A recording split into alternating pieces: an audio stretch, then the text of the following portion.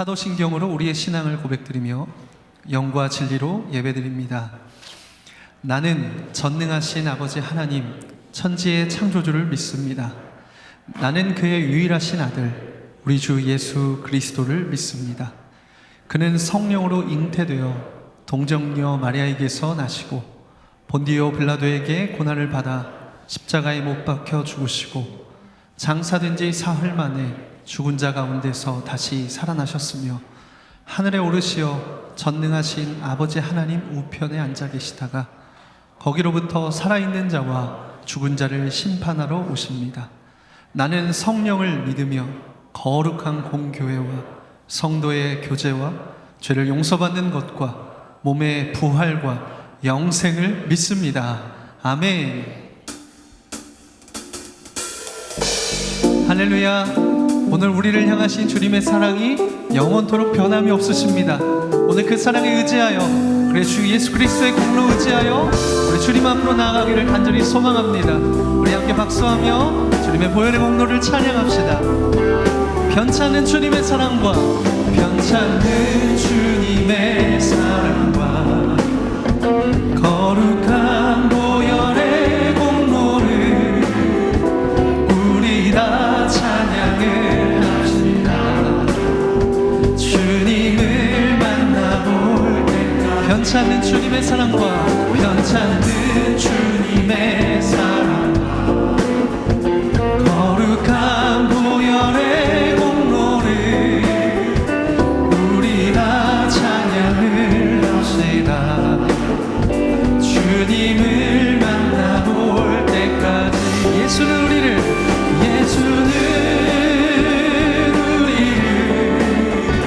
깨끗게 하시는 주시니 그의 피 우리를 눈보다 더 이게 우리를 깨끗게 함기는 우리를 깨끗게 함기는 무궁한 생명의 물일새 생명의 구원을 받은 자 하나님 찬양을 합시다. 예수는 우리를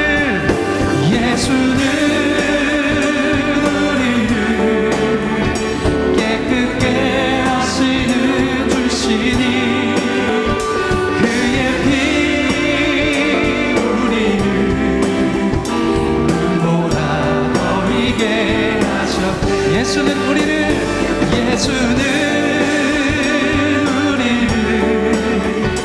깨끗게 하시는 주시니 그의 피 우리를 눈보다 더 이게 주님의 거룩한 보혈을 날마다 입으로 간증해 담대히 싸우며 나가세. 전국에 우리 주의 십자가 붙들고 나아갑시다. 십자가 단단히 붙잡고 날마다 이기며 나가세. 머리에 면류관 쓰고서 주 앞에 찬양할 때까지 예수는 우리를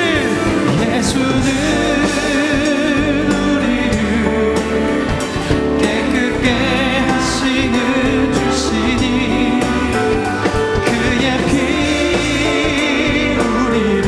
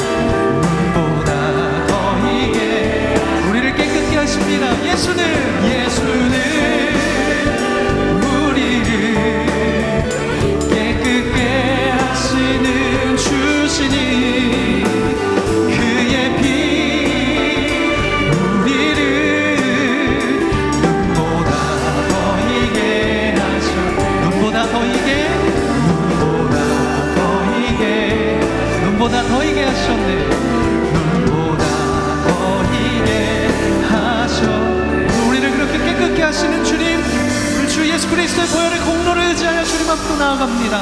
주님 찬양하고 경배합니다.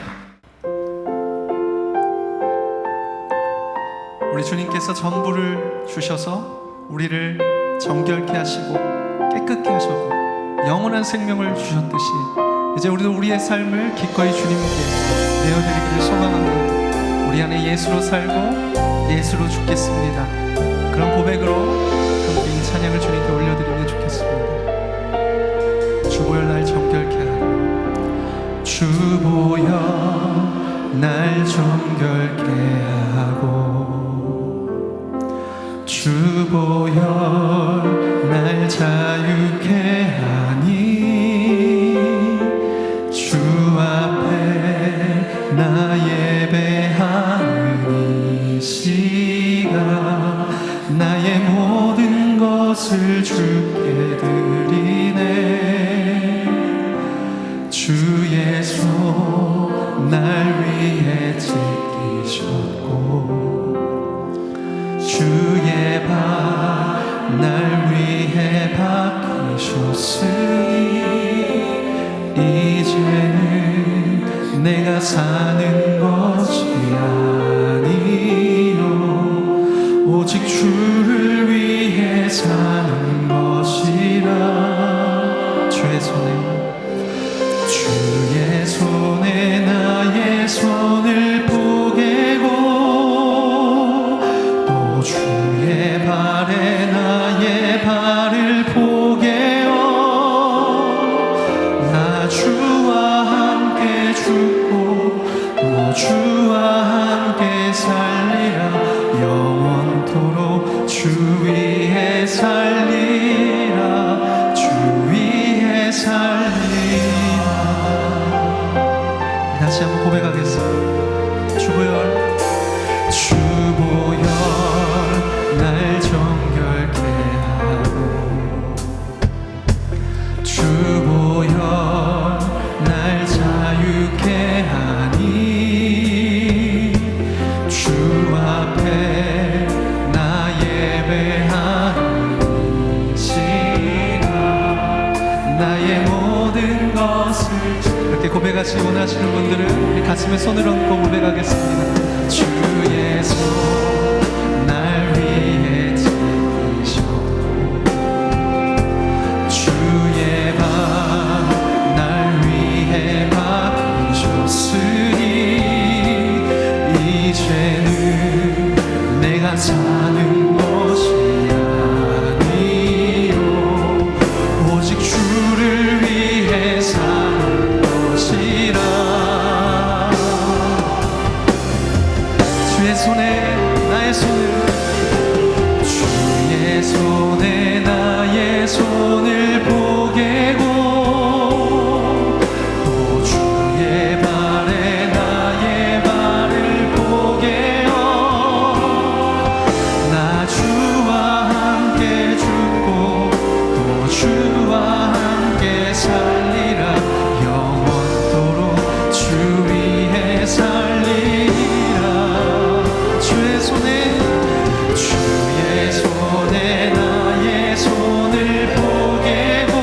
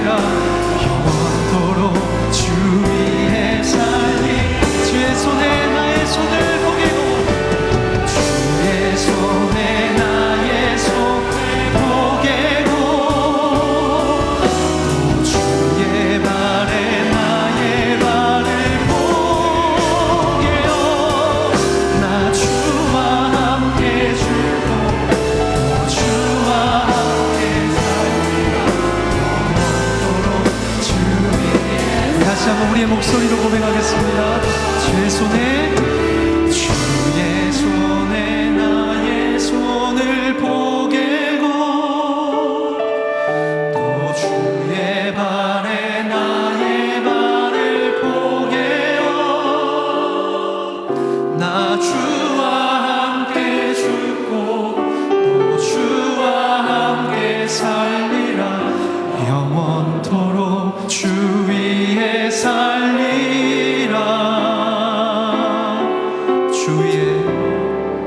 주 위에 살리라. 이렇게 우리의 찬송과 경배를 받기에 합당하신 주님께 이 시간 찬송과 경배의 박수를 올려드립시다. 내 주님을 위해 살겠습니다. 우리의 삶을 주님께 내어드립니다.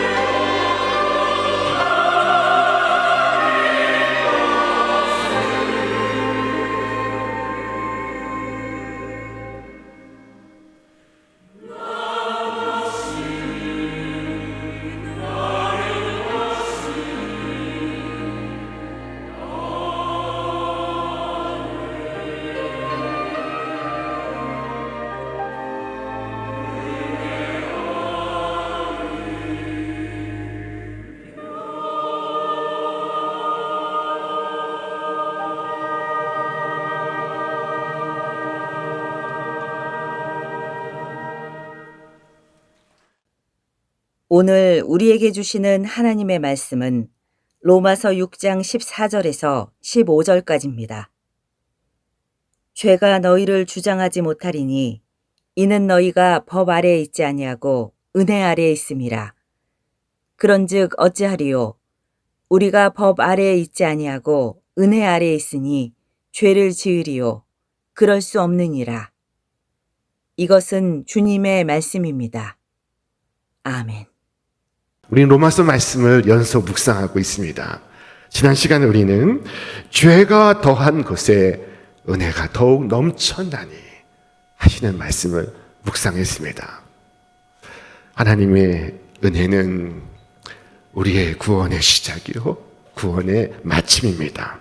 처음부터 끝까지 구원은 하나님의 은혜입니다. 모든 것이 값없는 사랑이며 우리의 공로는 전혀 없습니다. 자, 주께서 말씀하셨습니다. 너희는 그 은혜에 의하여 믿음으로 말미암아 구원을 받았으니 이것은 너희에게서 난 것이 아니요 하나님의 선물이라. 또한 말씀하시기를 그런즉 원하는 자로 말미암음도 아니요 다른 막질하는 자로 말미암음도 아니요 오직 긍휼히 여기시는 하나님으로 말미암음이니라. 이와 관련해서 사람들은 트집을 잡기 시작했습니다. 무슨 트집을 잡을까요? 하나님의 이 은혜의 교리는 인간의 방종을 초래한다는 것입니다. 만일 큰 죄를 지은 죄인들이 값없이 구원을 받는다면 그들은 나가서 더 많은 죄를 짓게 될 것이라는 것입니다. 하나님의 은혜가 사람을 구원한다면 인간은 자기가 하고 싶은 대로 살아가게 될 것이라고 말합니다.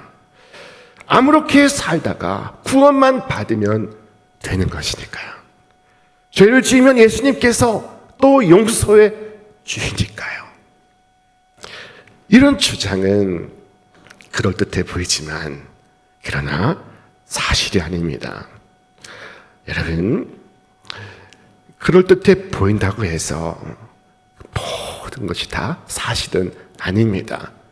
이것은 은혜를 모르는 자들이 말하는 주장이요 그들의 착각일 뿐입니다. 하나님의 은혜를 믿는 이들이 언제 더 죄악을 부추기고 그리고 불의를 조장한 적이 있었습니까? 없습니다. 이것을 우리는 역사 속에서 확인할 수 있습니다. 1740년 존 웨슬리가 영국에서 이 감리교를 시작할 때 그때 영국 사회는 혼란스럽고 부질서하고 도덕적으로 타락했던 시대였습니다. 많은 노동자들이 산업혁명으로 농촌을 떠나서 도시로 몰려들고 있었습니다. 그러나 정부 당국은 거주와 의료와 식량과 교육을 해결할 준비가 전혀 되어 있지 않았습니다. 부질서하고 혼란스러운 도시에 폭도들이 등장했습니다. 저들은 강도와 철도와 도둑질의 흉악한 범죄를 일으키고 있었습니다. 당시 런던엔 5개의 교도소가 있었는데 모두가 포화 상태에 있었습니다. 자, 당시 사회는 술에 쩔어 있었습니다. 술집과 양조장은 많았으며 알코올 중독자들은 양산되고 있었습니다. 그러나 그때 기독교인들은 술을 만들지 않았고 팔지 않았으며 마시지도 않았습니다.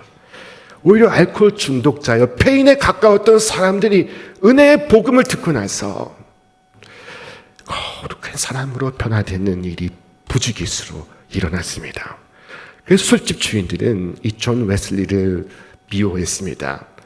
그가 집회를 하는 곳에 찾아가 폭력배를 동원하여 방해하였으며 강단에는 오물을 뿌리기도 했습니다. 그런데 예상과 다른 일들이 언제나 벌어졌습니다. 이 집회를 방해하려고 참석했던 양조장의 주인이 설교를 듣고 회개하고 양조장을 폐쇄한 것입니다. 범죄의 숫자도 줄어들기 시작했습니다.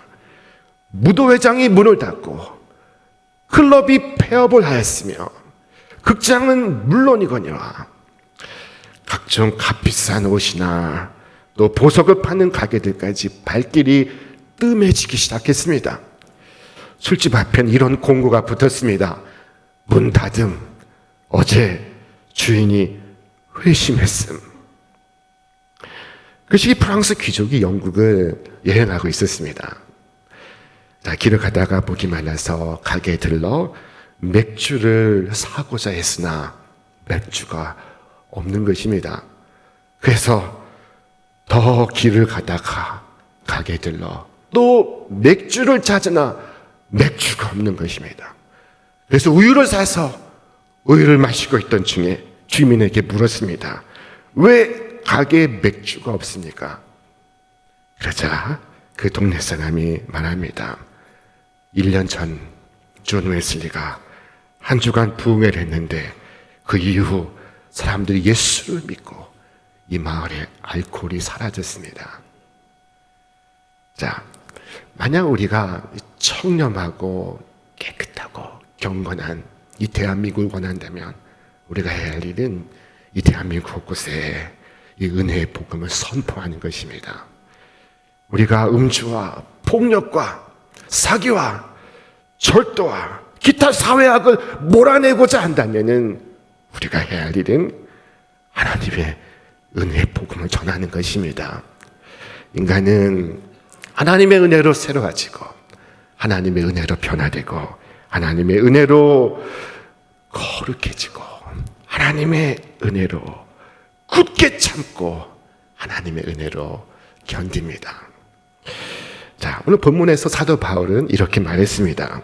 우리가 법 아래 있지 아니하고 은혜 아래 있으니 죄를 지으리요. 사람들은 그렇게 말하지만 사실은 그럴 수 없느니라. 어떻게 은혜 아래에서 오히려 죄를 짓지 않는 것일까요? 이유가 무엇일까요? 자, 그것은 인간 심령 속에 일어나는 이 신비한 변화 때문입니다. 하나님은 무한한 은혜로, 값없는 은혜로 인간을 새롭게 하시며 사람을 새로운 피조물로 빚어가십니다. 여러분이 현재 어떤 사람이든 과거에 어떤 사람이었든 하나님은 지금도 여러분을 새롭게 빚어가시고 있습니다. 성령이 함께 하셔서 우리를 변화시킵니다. 우리가 좋아하는 것들이 바뀌고 우리의 욕구가 정제되고 우리의 의지가 주님께 순종하며 우리의 삶이 변화가 됩니다. 그리하여 거룩한 생각을 하고 순결한 말을 하며 의로운 행동을 합니다. 거기서 무슨 해로운 것이 나올 수 있겠습니까? 진정으로 새롭게 된다면 우리는 죄에 대하여 분홍한 사람이 될 것입니다. 진정으로 거듭난 자는 주님을 경외하고 거룩함을 추구할 것입니다. 그는 죄와 싸우며 모든 것에서 순결하고자 힘쓰며 온전함을 이루기 위하여 애쓸 것입니다. 어떻게 그가 더 죄를 지을 수 있겠습니까? 해마다 여름이 되면 교회 학교에선 여름 캠프를 준비합니다.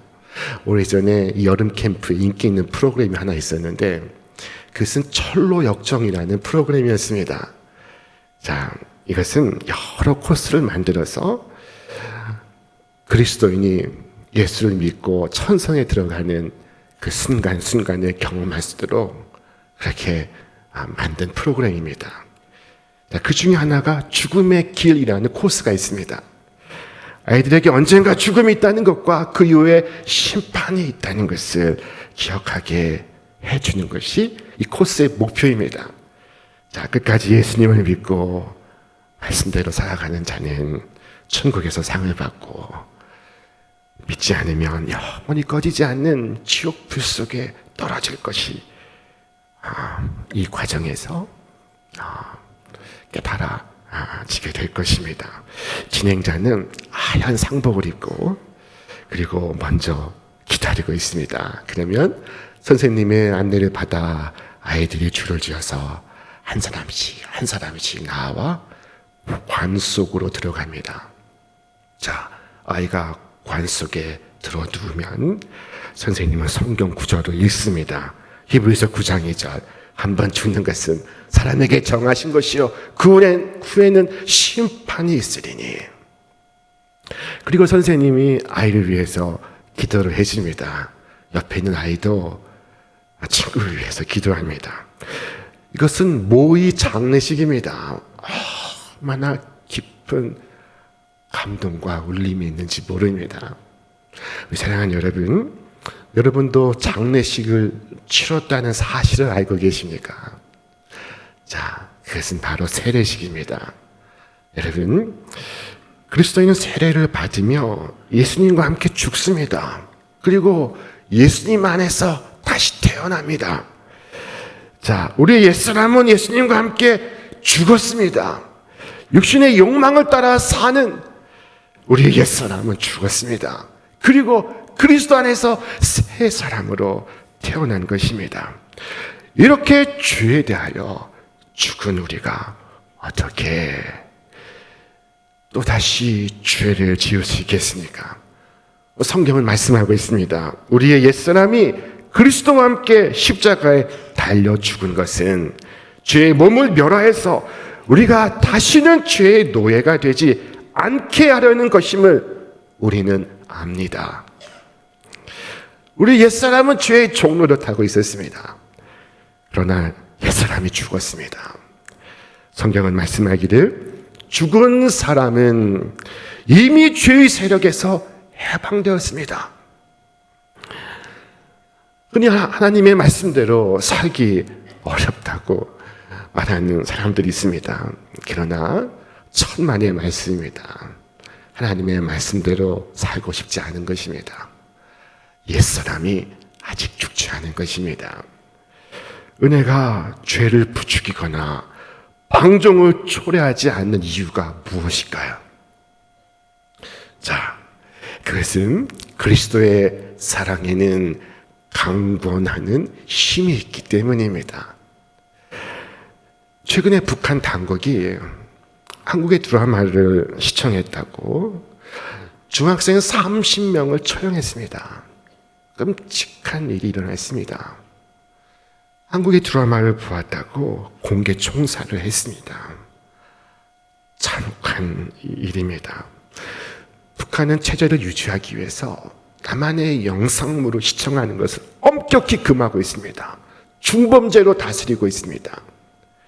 자, 그러나 계속된 이 교수대 사용으로도 드라마 시청은 사라지지 않을 것입니다.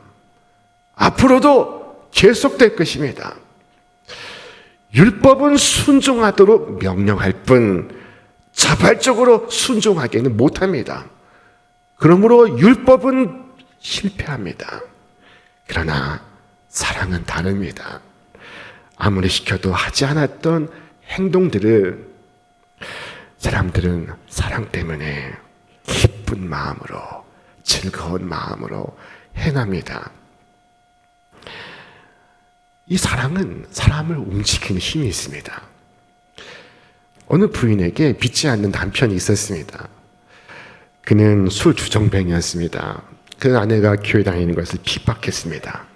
그러나 아내는 이 남편의 신발을 들고 새벽 예배에 나와 남편을 위하여 기도합니다. 그는 기도할 때면 이렇게 구했습니다.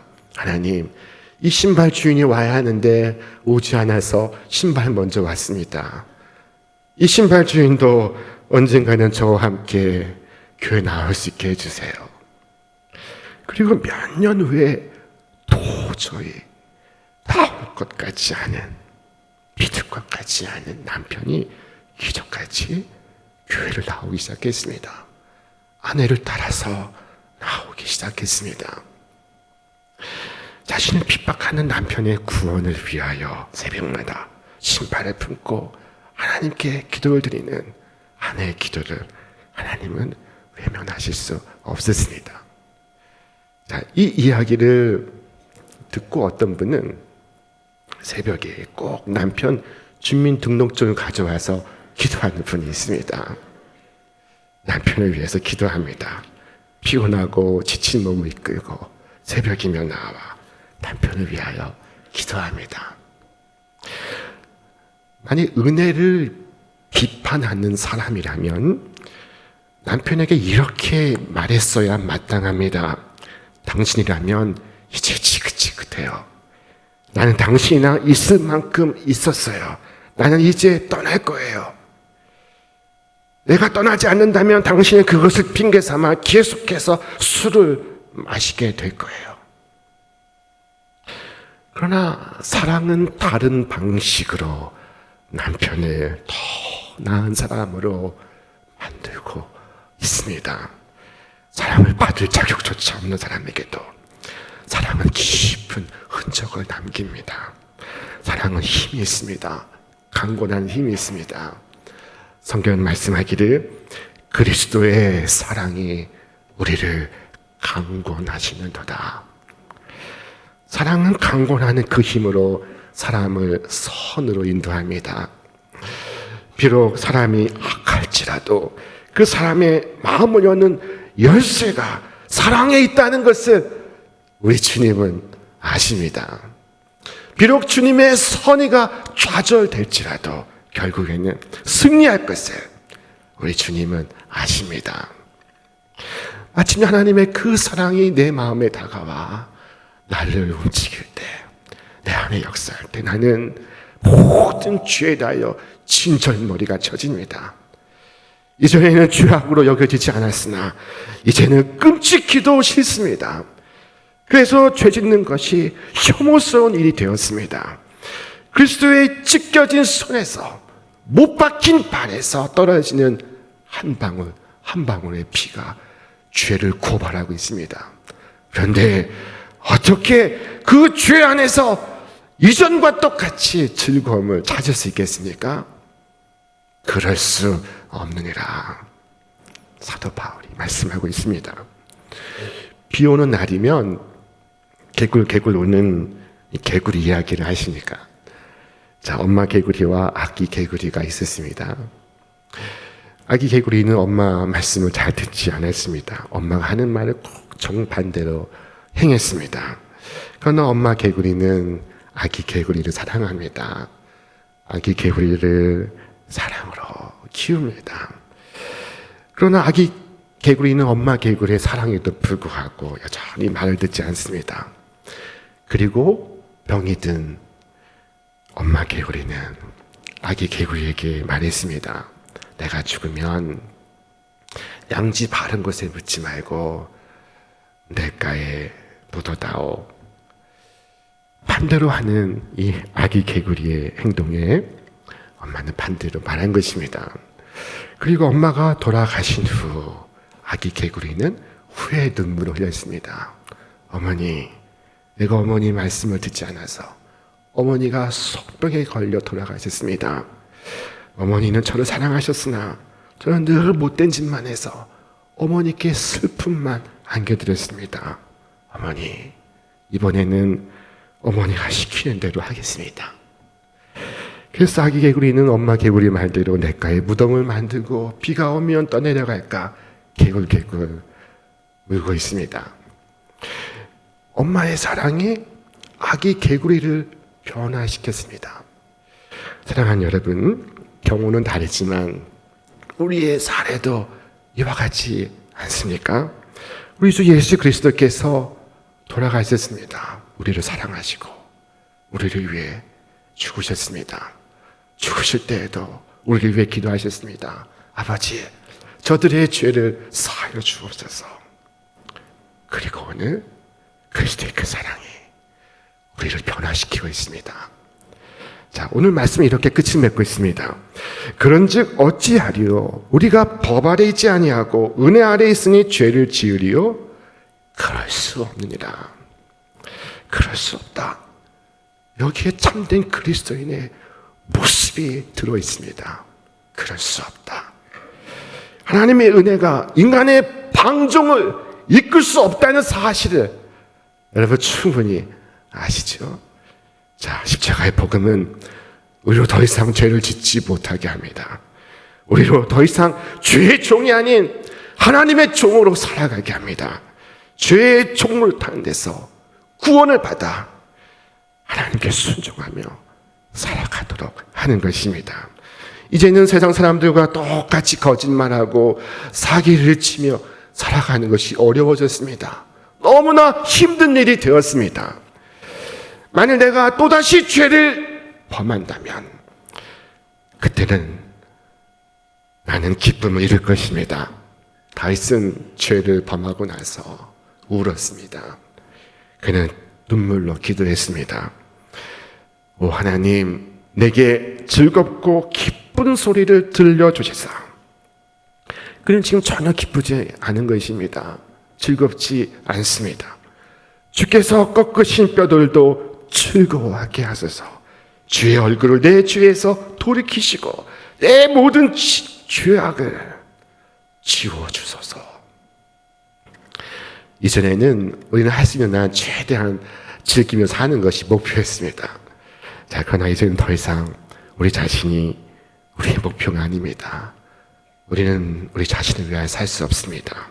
우리는 우리 자신의 것이 아니라 우리를 값주고 사신 그분의 것이 되었습니다. 이제는 탐욕으로 돈을 모으는 것에 온 신경을 쓰지 않습니다. 나는 영원한 존재이며 영원한 유익을 추구해야 하기 때문입니다. 나의 옛사람이 죽은 것입니다. 사도 바울은 이렇게 권면하고 있습니다.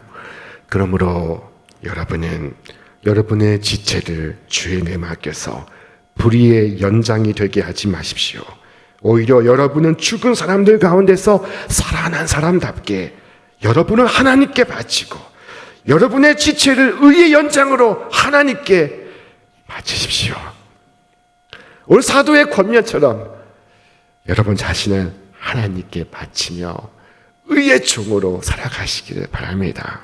하나님의 그 놀라운 은혜, 그 무한한 사랑에 눈이 열리고 여러분의 가슴이 열리기를 바랍니다.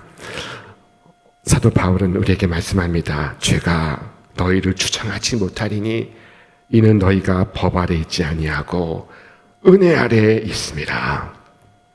주님의 그 은혜에 인하여 이전엔 죄의 종이었으나 지금은 죄에서 해방되어 의의 종으로 살아가시기를 바랍니다.